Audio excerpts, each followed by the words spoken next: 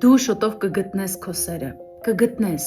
էլ ինչու ես անհանգստանում։ Դու հիմա ուղղակի քեզանով զբաղվի, քեզ հասկացիր, որովհետև հարաբերությունը այն չէ, որ մեկը կգա եւ քեզ երջանիկ կդարձնի։